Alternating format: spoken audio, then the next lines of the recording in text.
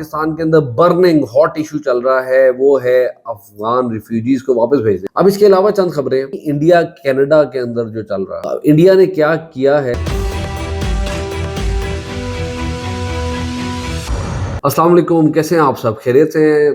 2-4 दिन की ब्रेक के बाद हम वापस आ गए हैं। ब्रेक में तबीयत खराब होने की वजह से लेनी पड़ी और आप हमारे चैनल को इतना ज़्यादा सब्सक्राइब भी नहीं कर रहे थे, इसलिए हो सकता है हमारी तबीयत ख़राब इस वजह से होगी। तो आपसे रिक्वेस्ट है कि हमारे चैनल को ज़रूर सब्सक्राइब करें, बिकॉज हम आपको अपडेटेड रखते हैं सारी पाकिस्तान की लेटेस्ट न्यूज़ जो कि इंपॉर्टेंट है। बहुत सारी न्यूज़ ऐसी होती हैं जो कि इंपॉर्टेंट नहीं होती, बट कुछ न्यूज़ ऐसी होती हैं जिसका इम्पैक्ट हमारी डेली रूटीन के ऊपर पड़ा होता है, हमारे डिसीजंस के ऊपर पड़ा होता है। तो हम ऐसी ही कुछ बातों को डिस्कस करने जा रहे हैं आज भी आफ्टर दिस ब्रेक।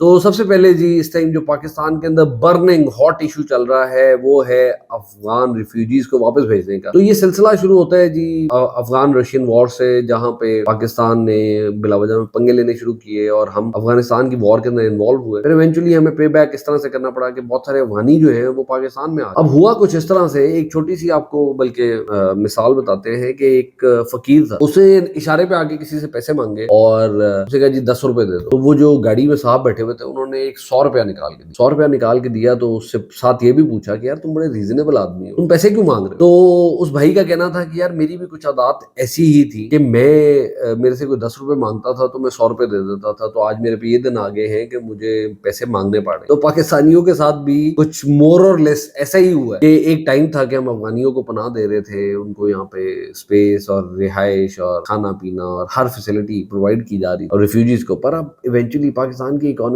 खुद इतनी ज्यादा सफर कर गई है जिसके अंदर बहुत एक इंपॉर्टेंट किरदार इन रिफ्यूजीज का और Afghanistan as a whole as a nation का, तो वो किरदार रहा है पाकिस्तान को स्टेज पे लाने के लिए। वो कैसे कि ऑब्वियसली आप अपनी आबादी को बड़ी मुश्किल से मैनेज कर रहे हैं, तो आपके एडिशनल बोझ अगर पड़ जाए तो आपकी इकोनॉमी सफर करेगी। सेकेंडली, जो अफगानिस्तान की ट्रेड है, आप जानते हैं Afghanistan is a land locked country, समुद्र कहीं से भी नहीं लगता। अब समुद्र ना लगने की वजह से हमेशा से जो अफगानिस्तान के अंदर ट्रेड होती है वो थ्रू पाकिस्तान होती है। पाकिस्तान पोर्ट कासिम के ऊपर या कराची पोर्ट के ऊपर हमारे पास जितना भी अफगान ट्रेड का माल है वहां पे लैंड करता है और वहां से फिर उनको फ्री रूट दिया जाता है to Afghan border. Afghan border से वो फ्रीली मूव करके अफगानिस्तान में सामान चला जाता है। अब हो क्या रहा था, पाकिस्तान के अंदर जिन चीजों की डिमांड बहुत ज्यादा, पाकिस्तान के अंदर इम्पोर्ट बड़ी इस टाइम हार्ड चल रही है, बड़ी ज्यादा ड्यूटीज टैक्सेशन उसके ऊपर लगे हुए। तो पाकिस्तानियों ने तो they find the best way out. उन्होंने क्या किया है कि जनाब आपका सुकून से जो फ्री सामान अफगानिस्तान जाता है वहां से वापस स्मगल होकर पाकिस्तान आ जाता है। तो हमें पाकिस्तानियों को जो इम्पोर्ट ड्यूटीज और काफी सारे और मसाइल हैं वो उनसे बचत हो जाती है, बहुत ज्यादा, बहुत आसानी हो जाती है। अब इसके अलावा आप देखें कि एक अफगानी जो है वो बॉर्डर को क्रॉस करता है, वो $1000 कैश की मद के अंदर लेके जा सकता है।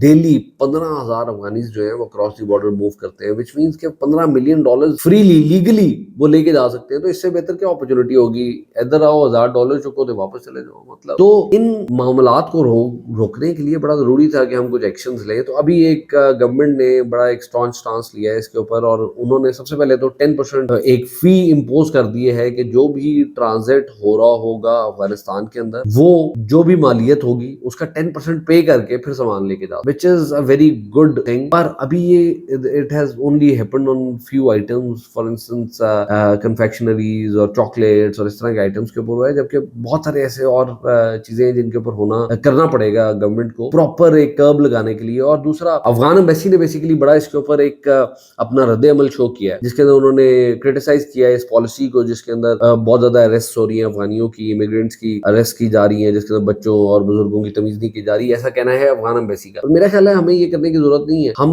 तो सिंपली अगर पाक अफगान सीरीज रखवा दे तो पाकिस्तानी देखने नहीं जाएगा, सारा अफगानी गुस्सा होता है पाक अफगान मैच के अंदर। सिंपली एक मैच रखवाएं, वर्ल्ड कप खत्म होने वाला है, महीने डेढ़ की बात है, उसके बाद आप सीरीज रखवाएं, जितना आपका स्पेक्टेटर आया हुआ है बाहर नाका लगा के सारों को पकड़े और अफगानिस्तान वापस भेजें। तो इससे आसान कोई तरीका नहीं। तो एक तो ये भाईजान आज टॉपिक था हमारा पाकिस्तान अफगानिस्तान के जो मामला चल रहे हैं। अब इसके अलावा चंद खबरें जो कि बड़ी जरूरी हैं आपसे डिस्कस करना, उसमें एक बड़ी इंपॉर्टेंट खबर है जी, हमने पहले भी इस बारे में बात की थी, इंडिया कनाडा के अंदर जो चल रहा है। तो इंडिया ने क्या किया है, इंडिया ने ये किया है कि उनके ऑलमोस्ट 41 डिप्लोमेट जो कि एम्बेसी के अंदर काम कर रहे हैं कैनेडियन, उनको ऑर्डर कर दिया गया है कि विद इन नेक्स्ट 10 डेज आप वापस Canada. India is trying to step out of their shoes, मतलब के वो क्या कहते हैं, दर्शन बड़े। और तो भाई क्यों अपने आप को खुवार कर रहे हो? अब इंडिया, बिकॉज दे नो कि अमेरिका ने भी साइड कर दिया कनाडा के साथ और बड़ा डिप्लोमेटिकली इनको हिट बैक करेगा, तब इस तरह की हरकतें करके बड़ी बड़ी दावे कर घर बैठ के कहने से कि मैं उसको मार दूंगा, इससे कोई ताकत तो साबित नहीं होती अनलेस आप मार दो। तो इंडिया